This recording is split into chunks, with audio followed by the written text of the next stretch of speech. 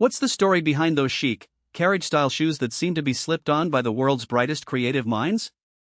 It all starts with Chanel, a house that's been turning the elegant shoe on its head for decades.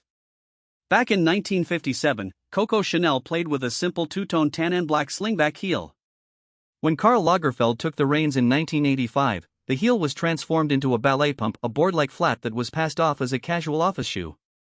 Today, that design is everywhere, and not just on the Paris runway. In any creative or entrepreneurial circle, you'll see a woman order a laptop at a coffee shop or walk a set in a pair of brightly colored Chanel flats, and she doesn't just wear them, she owns the room. Take her to Ariella Starkman, a creative strategist in New York, for instance. Ariella lives in a closet that's a riot of color, with everything from a Pepto-Pink, very much my personality, to a quilted white version that's got a bulbous gel insole. Each toe cap is adorned with a dainty bow, and the raised interlocking C is stamped on every pair. She drops them on everything from baggy cargo pants to short shorts, living proof that the shoe can handle anything in a woman's wardrobe. She describes the look that emerges as an ensemble mullet, a high-low mix that pairs polished flats with zany, tomboyish outfits perfectly. What really drives the trend is the toughness of the flats. Ariella says they're a utility shoe. She can wear them on a day of set ethode, surrounded by rigging and texture, and the flats give a polished touch to Berkeley level. They're the feet-level equivalent of a sharp suit in a world that values practicality. Then there's Shay Johnson, a producer who put down her first square pants job at Wells Fargo in Birmingham, Alabama. Shay put a pair of black patent leather toe flats on her desk and felt, they were like my work shoes or my fancy office shoes. She held the same confidence in a corporate cubicle that many people who live in other shoes don't.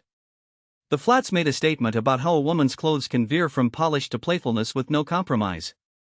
Lynette Nylander, digital director at Harper's Bazaar, owns 6 or 7 pairs because the shoes first shone in her childhood wardrobes. If you're interested in fashion, Chanel was one of the first brands that gave you that sense of fantasy, she says. That sense of fantasy has stayed with her as she grew affluent enough to dress as she likes. She combines pastel flats with high-welling skirts or low-plunging jeans. Some of her slide-into style days are in baggy cargos. The pairs let her remain comfortable while still being iconic.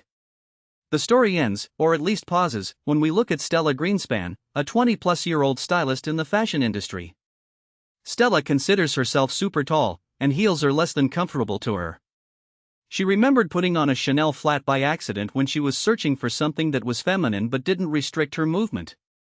The pair changed her. Her willingness to lean into that step shaped her journey. So why have Chanel flats transformed into these Birkins of the feet, as the magazine title suggests? They became a blend of heritage and wearability, of a polished twist on everyday living. They're the creative scarcity of style and practicality that women who build and paint the corners of our culture need.